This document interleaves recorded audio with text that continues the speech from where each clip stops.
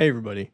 Welcome back to the Everyman's Odyssey podcast, where we explore the challenges and values of authentic living through sharing stories and ideas. I remember as I was writing and recording the episode on how to be a better husband, it just kept highlighting all the areas where I was failing as a husband, or I was weak, or things where, I wasn't doing what I should be.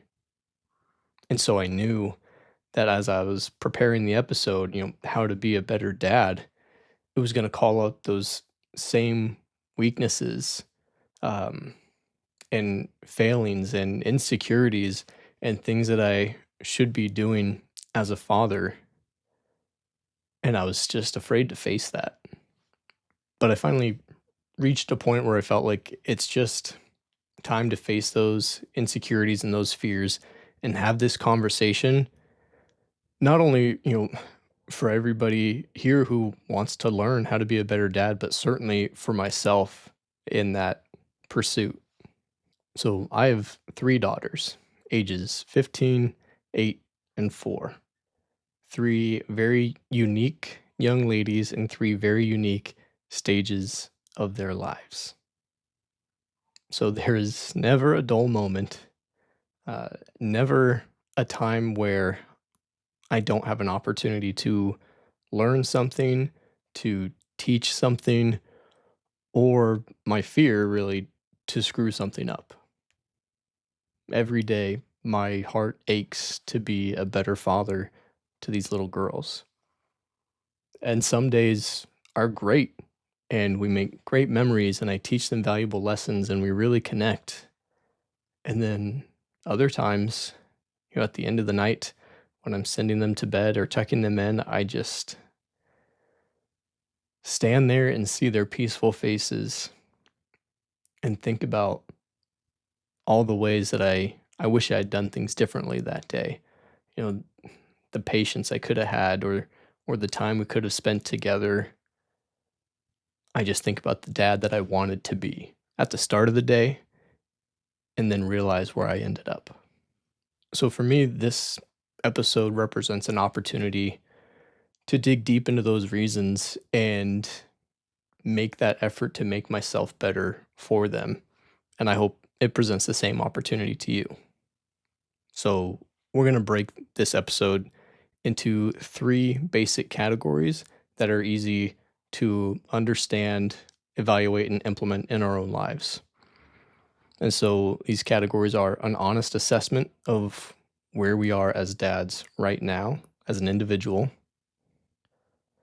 the target of the dad that you are meant and aspire to be, and some practical advice and steps on how to move from the dad that you are to that ideal version of yourself that you want to be for your kids. And there's plenty of history, experiences, and wisdom that can lead us on the path to that. And I can promise that if you listen to this whole episode and you apply all the things that we discuss here, you will not fail to continue to mess it up and make mistakes anyways. This isn't how to be a perfect father, but you will learn that you can absolutely do better, and you'll be able to identify how to do that. And importantly, you'll discover that you're not alone. As every dad listening to this starts to identify some of the areas in their life where they wish they were doing better as a dad, and we communicate with each other, you'll see that you're not the only one who has that same struggle. So, step one, the assessment. Now, obviously, I'm not with you guys right now. So if you're listening to this or watching this, all I can do is give you my assessment of where I am as a dad to show you what I mean. And to make this easy and keep myself and keep you guys from kind of spiraling down this, pit of despair, identifying, maybe that you're not where you want to be. We're just going to keep it simple. So we're going to identify 3 strengths and 3 weaknesses that we have. So I guess I'll start. For strengths, I think one that I would like to list is communication. Now, this is in no way a claim to perfection, but I am confident that all 3 of my daughters are positive of how much that I love them.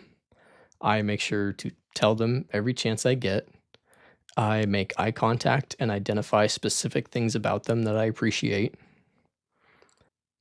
And when I communicate with them, I try to speak to them in a way that resonates with them individually. And I try to adapt my approach to the situation based on which of my daughters I'm dealing with so that I can best reach them. This next one, I wrestled with a little bit because I wasn't really sure if I could count it as a strength or if this is indeed a weakness of mine. Um, but for my second strength, after doing this assessment, I put time investment. Um, I honestly always doubt myself and I beat myself up and I tell myself that I could do more and I could do better. But if I take away the negative self talk and the pessimism and just bring honesty and thoughtfulness, I actually do make more of an effort than I give myself credit for. There's always something else that I could do or some other sacrifice that I could have made. And I do think about that a lot. But for the most part, I think I'm engaged on most days. I don't just shut off when I get home from work. I take time to hear about my kids' days. And I try to make time to at least do something small with each of them. And like I said, I at first consideration, I would have put this area as a weakness because I just so strongly want to do better and want to do more. But looking at my heart and the limited time that I do have and how I invest in my kids, I think it's a strong point. And the last thing I'll say as a strength that I have as a dad to 3 girls is the husband that I am to their mother. Now, this may be a controversial statement, but I don't believe that you can be a crappy husband and be a good dad at the same time. Whether you're raising sons or daughters, you are setting the example. You're setting the bar every day for your sons. You're showing the type of love that is acceptable to give and to receive, and you're showing how a wife should be treated and how a husband should act. And for your daughters, you're showing them the best example of what they can expect from their future husband. And so I certainly hope that the effort and the dedication and love and service that I give to my wife shows them where a husband's priorities should be. And I hope that it's a good example for how they will demand that they're treated someday. I love my wife intensely and to the best of my ability, and I do believe that is to the benefit of my daughters. So, with the fun part out of the way now, um, I'll identify 3 weaknesses or failings that I have as a dad. And remember, the point of this is not to compare ourselves to each other, but to find strength in our similar struggles and encouragement and wisdom from knowing that wherever you are in this journey to being the dad you're called to be, we can all benefit from being honest with ourselves and with the other dads in our lives. So, my first weakness, and I think this is probably going to be a pretty common one, let me know, patience. Um, Perhaps it's a little easier with one kid, but it doesn't matter how many kids you have. Dealing with these little young people that you love so dearly can be a challenge and a test of your patience. And this one comes and goes, but it's rarely something that I feel like I'm really excelling at. Um, I'll let circumstances or feelings or other things that have nothing to do with my kids and certainly aren't their fault get in the way of showing them grace and patience. Too often I get frustrated or irritated with the fact that my kids are acting childish, and I forget that's what children do. I think sometimes I selfishly want them to be more mature and have less questions and less needs because I'm tired or I've had a long day or I just want to relax or insert whatever thing that I want to make about me instead. It's certainly not fair, and I can see it in their eyes when I do it and what it does to them. So, the second weakness I have, and when I was writing this, I took some time to pray for clarity. And like I've talked about before, I struggle with hearing that voice and getting that response and an answer from God. So it was humbling and maybe even a little insulting how quickly I received an answer when I'm asking like, okay, what other weaknesses do I have? And immediately I heard an answer, discipline. And it's not the discipline you're thinking of. It's not a weakness of disciplining my children. My weakness that affects who I am as a dad is self discipline. A weakness I have as a father is exhibiting the value of self discipline in my own life as an example to my children. I think there's not enough times where I'm doing something hard and doing it with a good attitude, whether it's something that's hard but for my benefit, like eating healthy and exercising more, or making my bed, or just taking care of things around the house and small home improvement things that I should be taking care of. I think too often my kids see me avoiding hard things or doing them begrudgingly instead of doing them with a good attitude.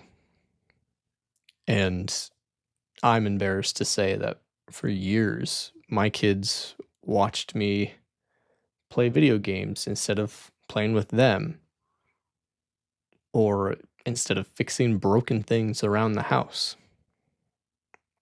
And I'm not trying to say that video games are bad and video games are the problem and that's what you need to do to be a good dad is throw out whatever gaming system you have. That's not what I'm saying.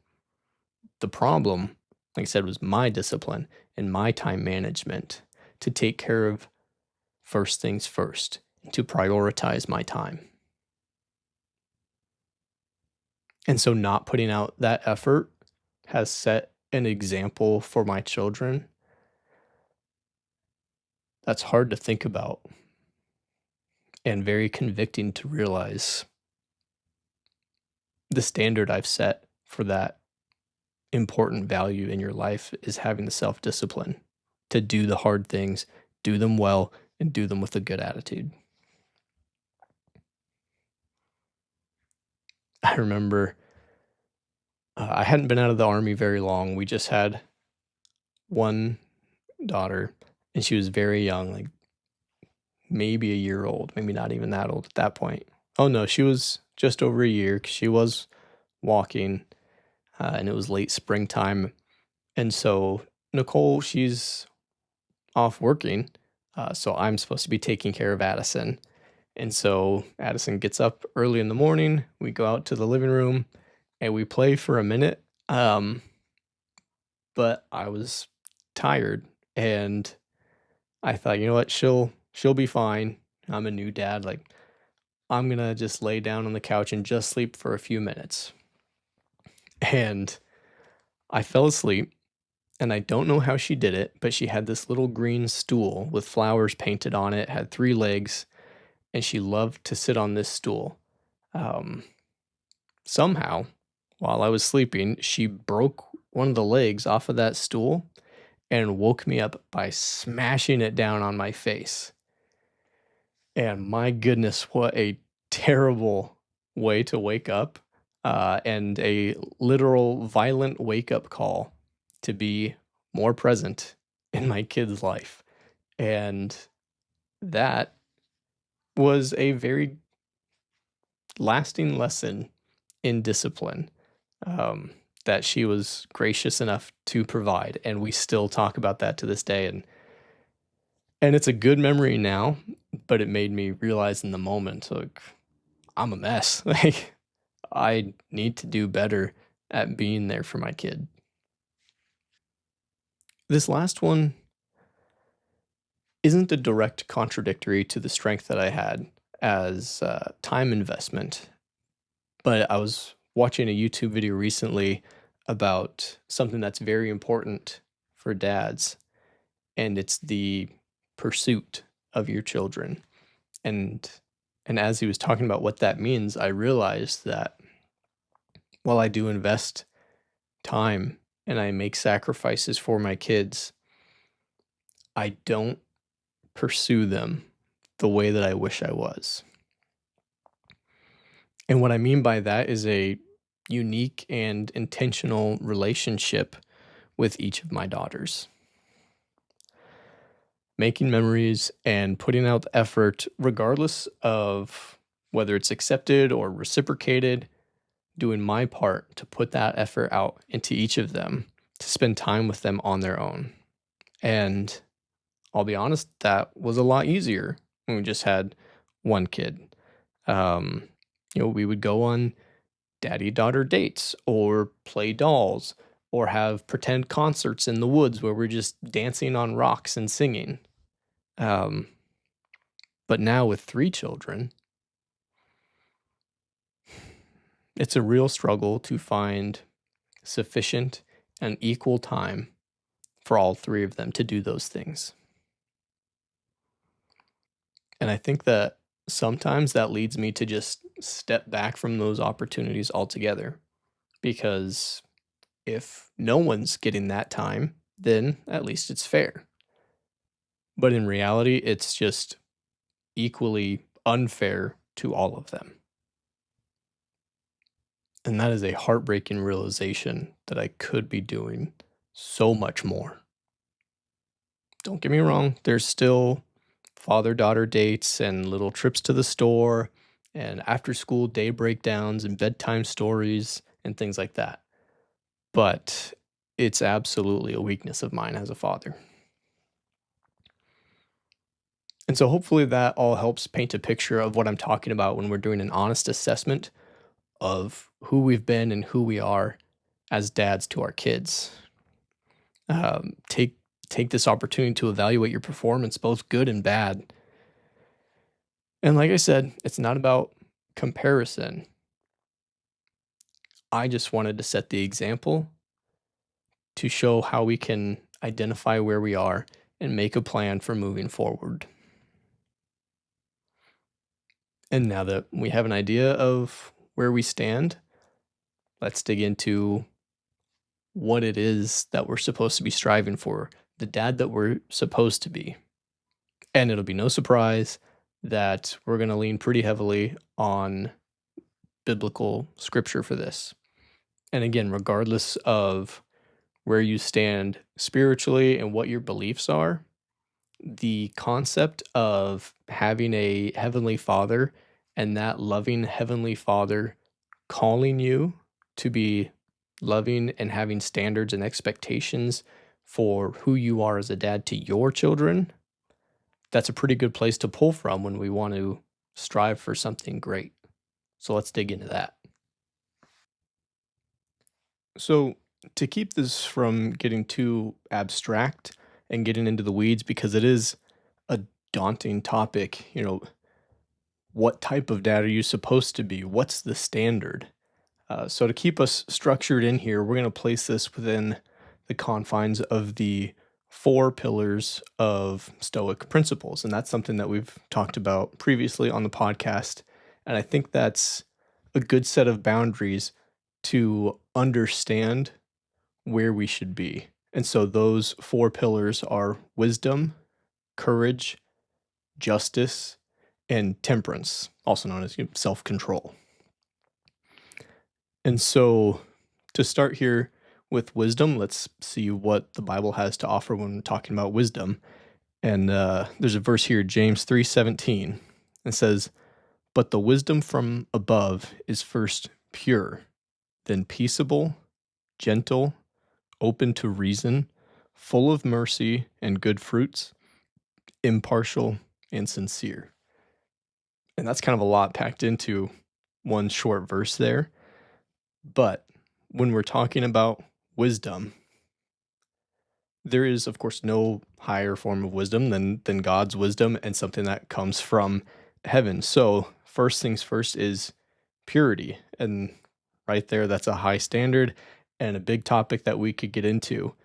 But your intentions and your heart when you are pursuing something, the fruits of that wisdom should show a life of purity and loving peace and being gentle and open to reason, meaning open minded, not completely closed and set in your own ways, but willing to hear somebody out and being merciful.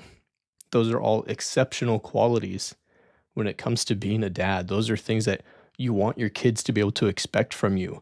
Mercy and reason and being open to what they have to say and loving peace with your children. That is something to strive for. The Bible also says something about what we as men should look like as we get older. And of course, getting older comes with a lot of times, fatherhood and raising children. And in Titus 2:2, it says, "Older men are to be sober-minded, dignified, self-controlled, sound in faith, in love, and in steadfastness." And so to me, that doesn't explicitly hit on the key word wisdom, but it shows you a picture of what a wise man looks like. Somebody who's older and in a position of influence and leadership should be sober minded, dignified, controlled, sound, and have love and steadfastness. Someone who is reliable and walks in love in everything that he does. Now, stepping outside of scripture, since we are working within the bounds of Stoicism here, Epictetus, who is a Stoic philosopher that we've talked about before, he says, "Be careful to leave your sons well instructed rather than rich, for the hopes of the instructed are better than the wealth of the ignorant." And I think that's a pretty wise thing to say in understanding the care that you give to your children, and provision is a huge part of your responsibility as a dad. But your number one goal is to not make your kids rich. Your goal as a father is to make them wise and well instructed, and so that they know the rules for a good person and a good life, because their hope outweighs the wealth of the fool. And so take the time to instruct your children well. And now the last verse I'm going to touch on here for wisdom comes from 1 Chronicles 28:10. And this is David, King David, talking to his son Solomon. And he says, "Be careful now, for the Lord has chosen you to build a house for the sanctuary. Be strong and do it." And so in this scenario, Solomon has been chosen to build a house for the Lord. Um, David is, of course, passed over for that responsibility for some other reasons that we're not going to get into. But at this point, David has lived a long life and has learned a lot of lessons, and mostly learned them the hard way. And so within this verse, the context is all of David's mistakes, all of his past comes out in this fervent plea to his son: be careful, be strong, and do the work. And those three things right there are full of the wisdom of all of David's past mistakes and successes. So be wise in your application and don't waste time trying to cover up or forget your mistakes. Use those as tools and as evidence to show your kids the right way to do something. And so the second pillar of Stoic principles here is courage. And so the first verse I'm going to use here follows up right after what we were just talking about in First Chronicles 28:10. This is First Chronicles 28:20, and just the first part of the verse here says, David said to Solomon his son, "Be strong and courageous and do it. Do not be afraid and do not be dismayed, for the Lord God, even my God, is with you." And being courageous as a dad is very important. And making sure that that courage is instilled in your children is even more important. And being able to use your own life experience, like David did here, to really emphasize the power and the potential that your children have to do something hard and something where the stakes are high. We don't want to teach our kids to shy away from hard things. We want to let them know that they are strong and that they are brave and that they are capable. And so imagine this task that Solomon has of building, one of the greatest temples the world has ever known and following in his father's footsteps, King David. That could be intimidating. Um, but he just says to his son, be strong and courageous and do the work. Do not be afraid. And we as dads have so much power in the words that we say to our children. So I know I hate hearing my kids say I can't. And it gets me every time. And as soon as that comes out of their mouths, I want to correct that. And I don't want them to believe that they can't. So that means that we have to be courageous to follow the things that we feel called to do, the things that we're scared to do. If you want to get back into shape, but you're scared of the gym, or you want to start a podcast, but you're scared of sounding like an idiot, do the things that you're afraid of. Express yourself, be creative, be bold, and show your children the beautiful blessing that is, and give them the encouragement and the power to do so in their own lives. And this next verse here is from 1 Corinthians 15:58. It says, "Therefore, my beloved brothers, be steadfast, immovable, always abounding in the work of the Lord, knowing that in the Lord your labor is not in vain." And again, that's something you got to dig into and think about a little bit to really connect that with the word courage. But this first part here is what really stands out to me. Be steadfast and immovable, always abounding in the work of the Lord. And that makes me think about, like, when you know what's right, do not compromise. When something is hard or scary, but you know in your heart that you're doing the right thing, not that just you want to be right, but that what you're doing is right, do not back down and show your children through a life of living unafraid and absolutely unwilling to move away from what is right. And the third pillar here for our Stoic principles is justice.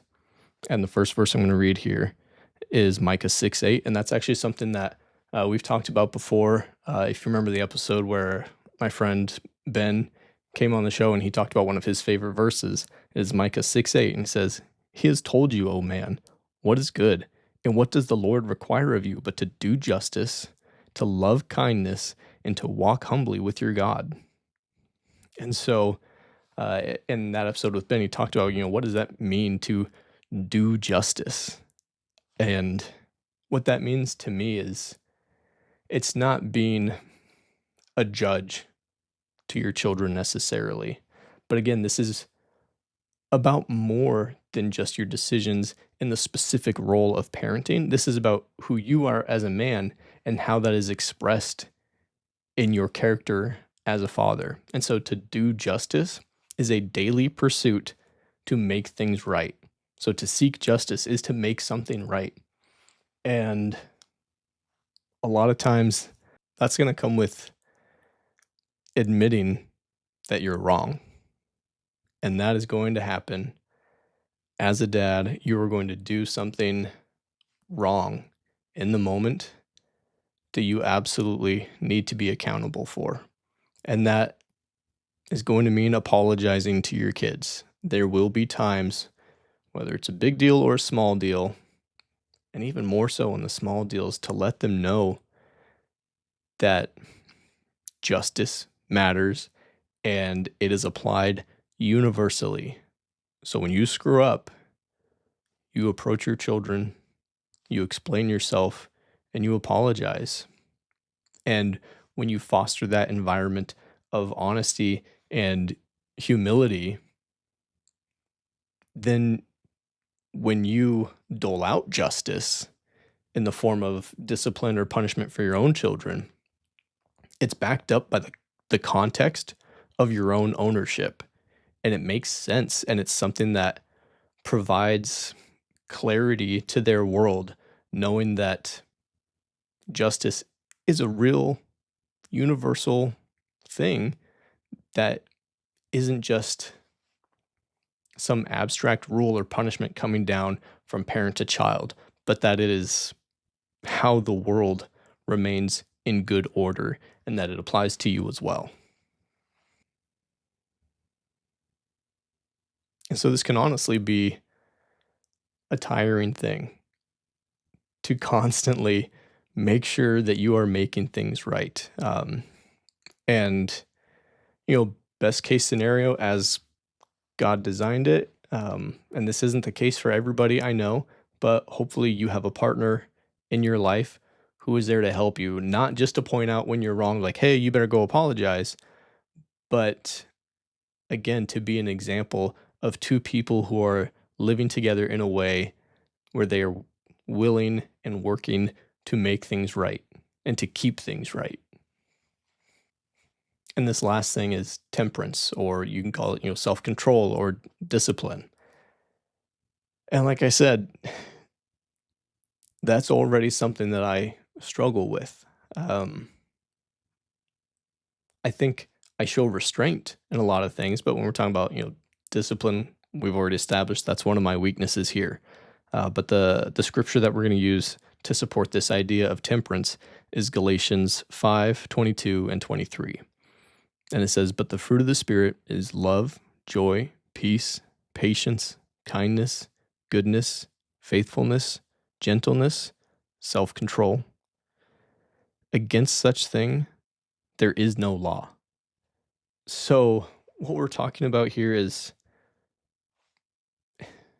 sometimes it's hard to know what the right thing to do is. But if you think about these things, you know you're headed in the right direction. Against these things, there is no law.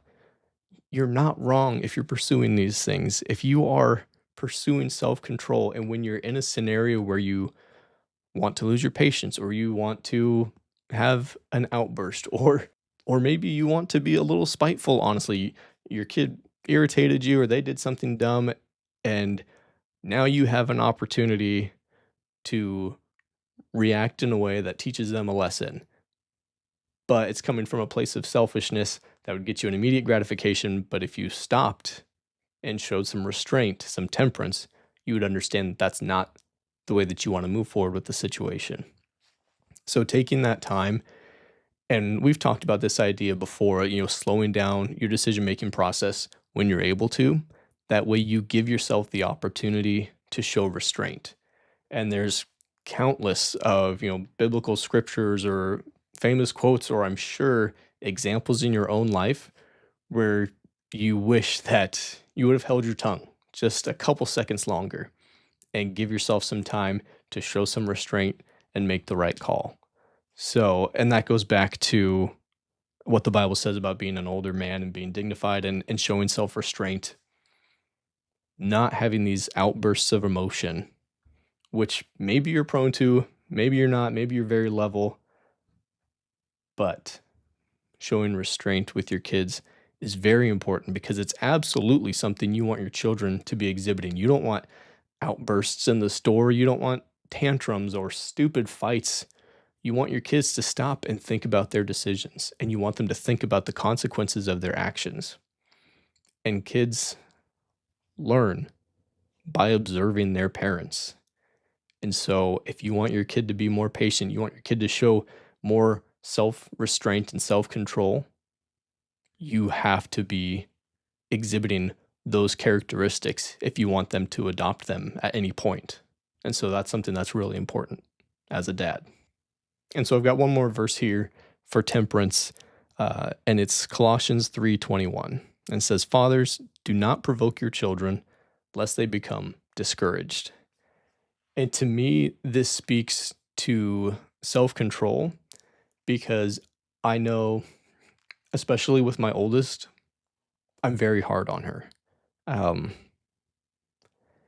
because I know what she's capable of. I have high expectations and high standards, and I want to push her to the greatest version of herself that I know that she is. But sometimes I can be a little much. Even when my heart is in the right place, sometimes I just push too much. And so this verse is a good reminder to chill out, even if it's because you're trying to push them towards greatness. Sometimes they don't need a push. Sometimes that push is just going to push them away. Sometimes they need to be drawn in and held close and encouraged, not discouraged. And so that's something that I definitely need to hang on to, is this verse reminding me to just chill out once in a while and just be there and not have to constantly be pushing. And I hope that that's something moving forward, after doing this episode, that I implement into my life, because like I said, I know that I have incredible children and they have incredible futures ahead of them, and I don't want them to miss any opportunities. And I feel that pressure. Like, I don't want them to miss out on what their life has for them. I don't want them to feel insecure or not good enough or not brave enough, not smart enough. I want them to know what they are capable of. But sometimes you just got to relax a little bit and show some self-restraint.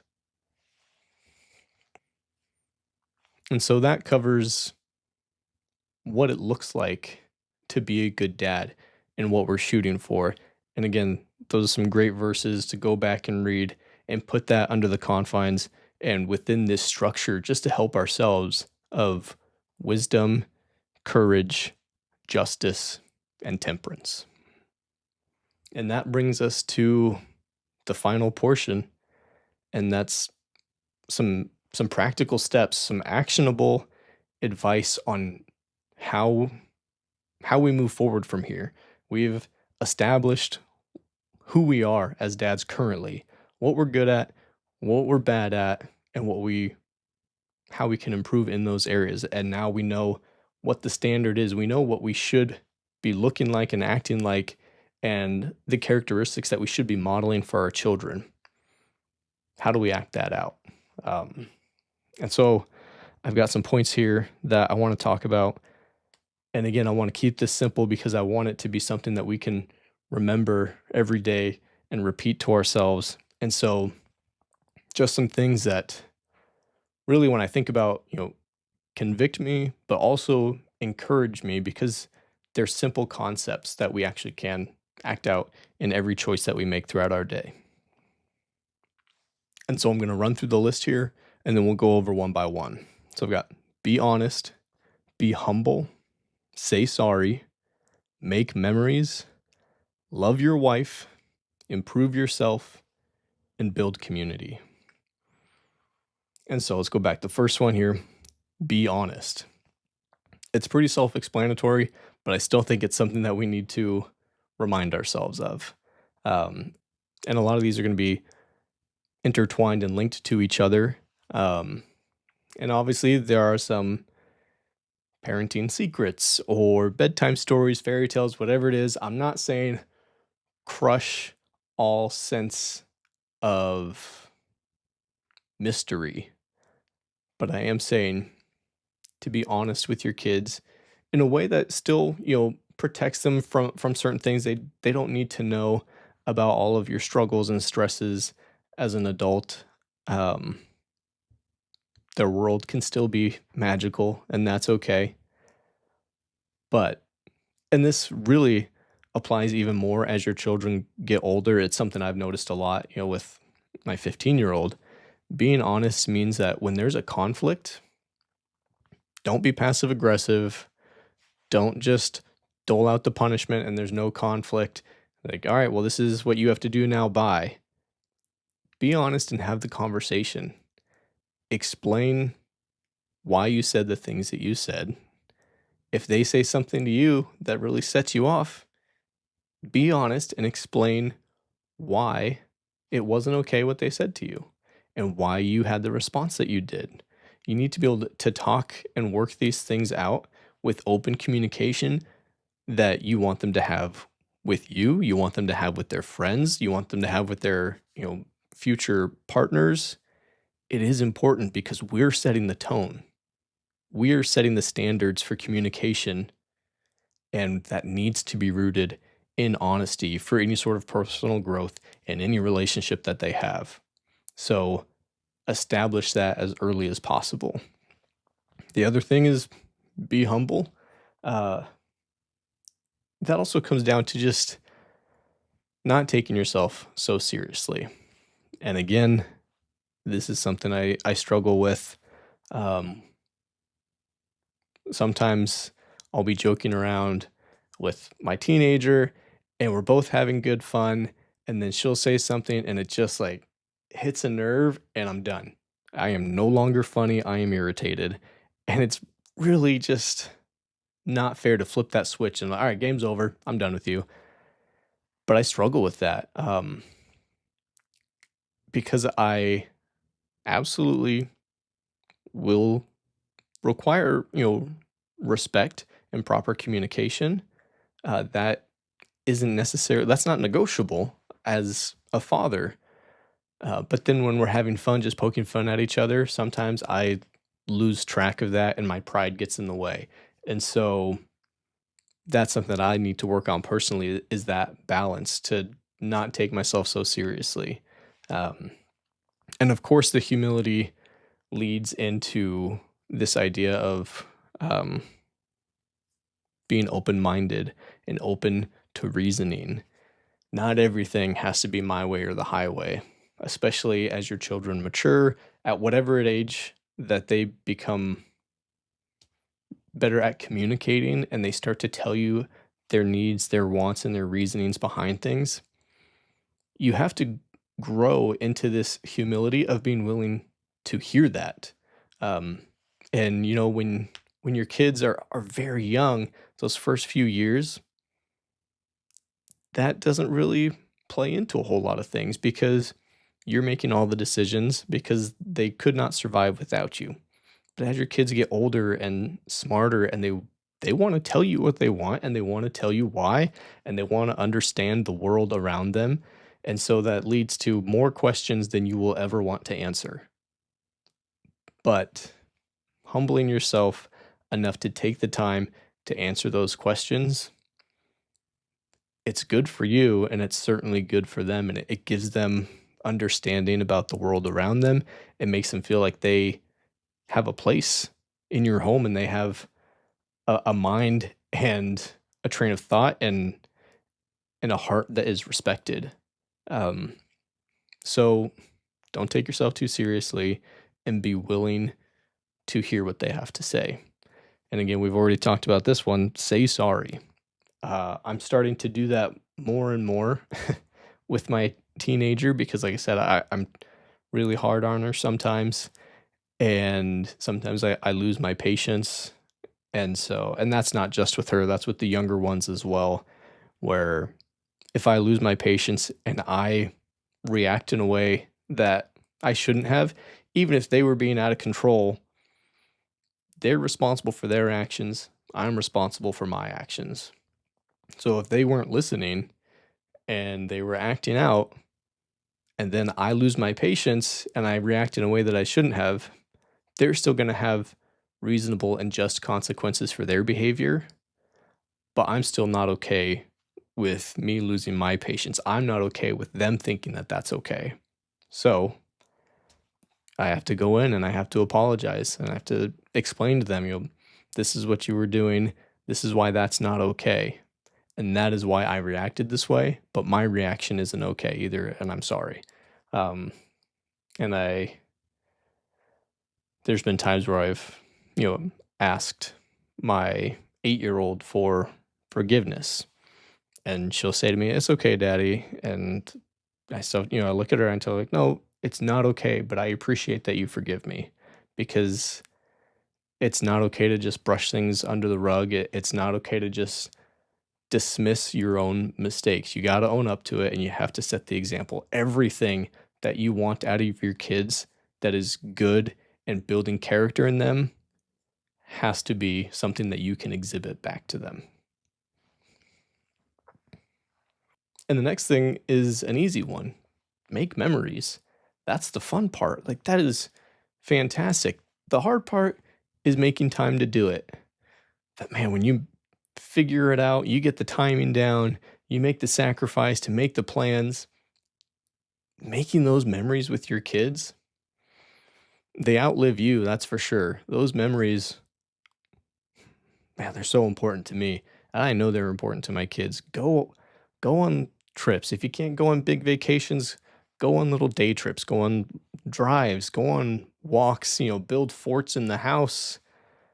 I've done some pretty ridiculous things that are, embarrassing. I've got 3 daughters, so we've set up pet shops and I've played different customers to where I'll be a crazy guy, and then I'll put on one of their princess dresses and I'll be, the princess coming into the shop that they're looking for, and it's silly and it's embarrassing, but they remember, and it's totally worth it.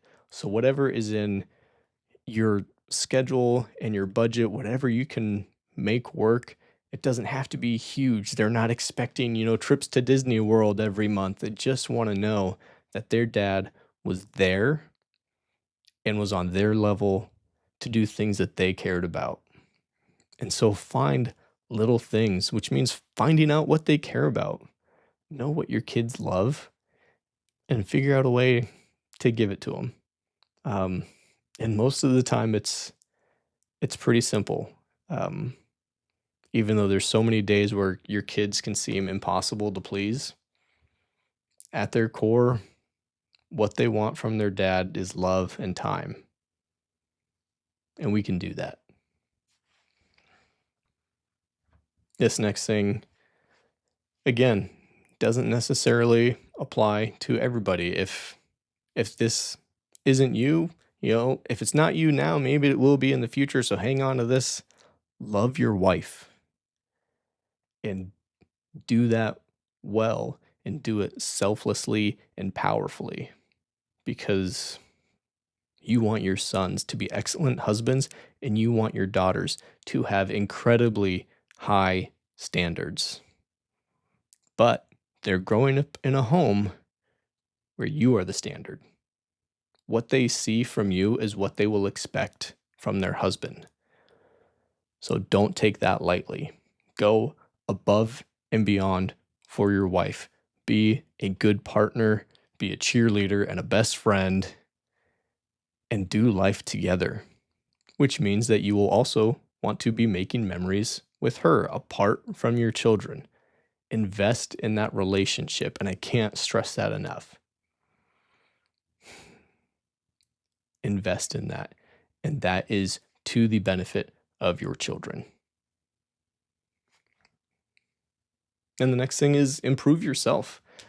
Hopefully, through this process here, we're identifying some areas where we can already take steps to do that. And that's part of what this whole podcast is about, is improving ourselves and figuring out ways that we can do that.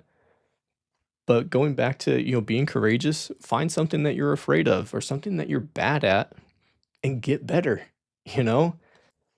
Do something to show your children that who you are is good and worthy of love, but who you can be is still attainable. And find something that is a weakness in your own life and work on it. And maybe it's not something that they're going to see you doing. Maybe it's not physical. Maybe you're not, going to be going to the gym and your kids are going to see you lose weight. And maybe it is, but maybe it's something where you're timid. You're afraid of what people think. And so that holds you back at work. It holds you back in relationships and it just kind of suppresses you. Work on that. And there's no way that your kids won't see that in your life, and it's going to affect them and it's going to let them know what they're capable of. So every time you improve something about yourself, it makes you a better dad because it makes you more confident and makes you better suited to raise your children up in strength as well. And the very last thing here is build community. Build it with your family, whether it be through friends or church, whatever it is. Build a network of people in your life that you can count on. But more specifically, for you as a dad, find community. Find other dads who know that you're struggling, that they're struggling, and it's okay. It's part of the process. Struggling means that you're working on it, hopefully. So find other dads around you and find somebody that you can confide in. Hopefully a group, but even if it's just one other guy that that maybe they have a kid the same age, or maybe they have a kid who's a little bit older and you've got some questions and you want some advice, or as we go through these things, we start to work on things and you see somebody with a new kid or they're having their own issues, just reach out and be there for each other. And building that community will make us all better dads because we can lean on each other, we can ask for advice, we can vent a little bit in a safe environment, and just don't do this alone because being a dad is an absolutely huge deal and a huge blessing. And we need a lot of help and we need each other. There's nothing in the world I would rather be than a great dad. And I'm very fortunate to have a great wife who is a great mother, and I have great children. So it should be easy for me to be a great dad. And it's still really hard. It's super important to me, and it's still really hard. So don't do it alone. And thank you so much for listening to this. And man, I hope that it helps. I hope that there's something here that sticks out to you.